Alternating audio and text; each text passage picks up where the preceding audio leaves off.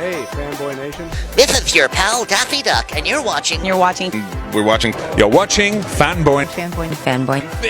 Fanboy, etc. Fanboy Nation. I assume Tom. When I got the email asking me if I'd like to talk to you, I thought it was a rhetorical question because clearly I want to speak to Spider-Man before anybody else. And to add Muay Thai to it, like, we got it all covered. That's right.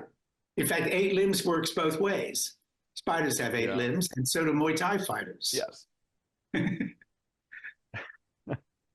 And that's the beauty of The Art of 8 Limbs coming to digital on August 20th. Congratulations on the film.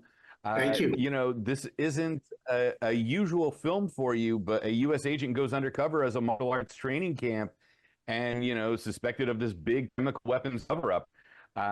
You know, something people had a conspiracy theory regarding that about 4 years ago. Totally. You know, are imitating life in some instances. Totally. In fact, that is one of the things that attracted me to it, is that there is nothing in this film that is implausible. There's nothing that actually could not happen. I mean, it is a fact. The movie opens with the statement that, you know, Bashir Assad murdered thousands of his own people with poison gas. And so the only what if they're making is, well, what if some of those canisters of gas got stolen? And what if they ended up in the hands of bad actors? Totally believable scenario, you know, totally believable. And from then on, everything in the film plays out in a completely believable way of what could happen if such a thing were to happen. And the fighting of the martial arts guys, you know, is real fighting. I mean, these guys are really fighting. They're no stunt doubles. The actors, every actor who has to fight, fights. You know, Grace, the woman who is the lead in it, and Ludi, the lead man, you know, they're both highly skilled, you know, professional level Muay Thai fighters. And so I love the fact that there's nothing in this film that actually couldn't happen in real life.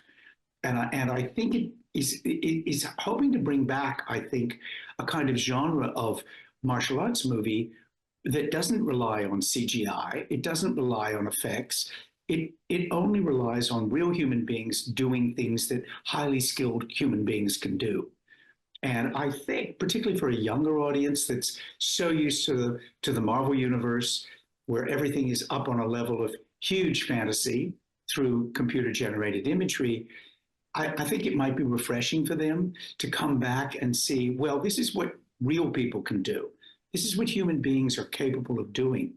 You know, it's a bit like watching the Olympics, and you think, well, that's human beings are capable of swimming that fast or running that fast or bicycling that well or whatever the sport is, lifting that weight that much. That's what superhuman effort, training, discipline can achieve.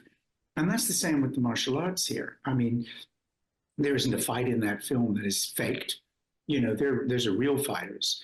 I mean, sure, they're not actually killing each other, but they could. And that's what you believe when you watch it.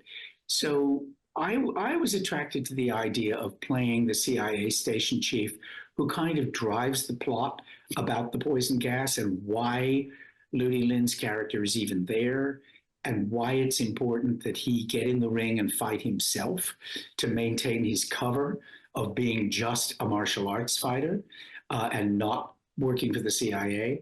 And I think it comes together incredibly well. I think Bob Gross wrote a really good script. Bob, you know, directed it very well, and Shannon produced it well. So I'm proud of it.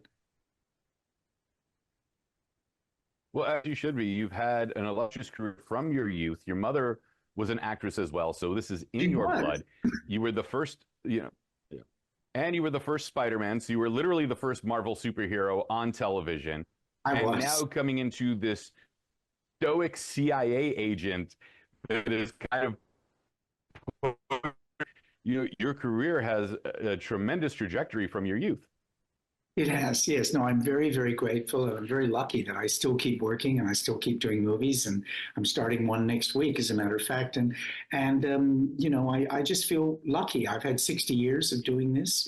and I've loved every minute of it. I've never been unhappy in this business, and I just hope I can keep doing it as long as I can. You know, I look at Christopher Plummer, who worked until he was 91 and had another movie lined up to do when he passed away. And I think that's kind of the life I'd like. You know, I just want to keep working as long as I possibly can because it gives me a great deal of pleasure.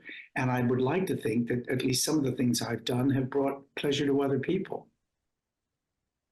And speaking of Plummer, you've got to play his son at one point in time. There were a couple of musical numbers involved.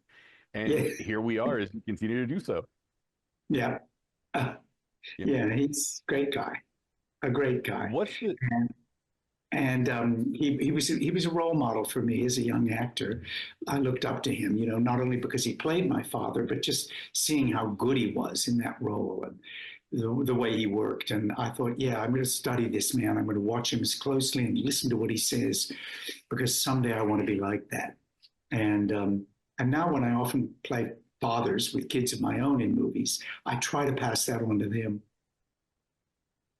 You know, how does it feel to be, you know, I mean, you've been the superhero, you've been the villain, you've been in the musical number. In this instance, you're a bit more of the stoic, pushing it forward, where it's the, you know, the country is more important than the individual. What characters, like, is this one of those characters that's more fun to play? Because you seem like a very kind person. Here you are, some of the roles are not so kind, that you get to unleash, you know, the inner demons, in a sense. But that's really fun to do. It's always fun. It's always more fun to play the bad guy, because you get to go into an area that is very different from your own life, and that is always fun. I mean, in fact, I think the episode of Spider-Man that I did that I most enjoyed was one called The Night of the Clones, where there end up being two Spider-Men, and I played both roles, and one is evil and one is, you know, the real one who is very good, and that was just so fun to be able to do scenes with myself where one of them I'm just the normal guy, and then the other one he's like as evil as you can possibly be, and that's huge fun. Yeah, and so I've played the gamut. But you know, my dad was a military man, and he was very patriotic, and he was very committed to the country, and he worked in military intelligence.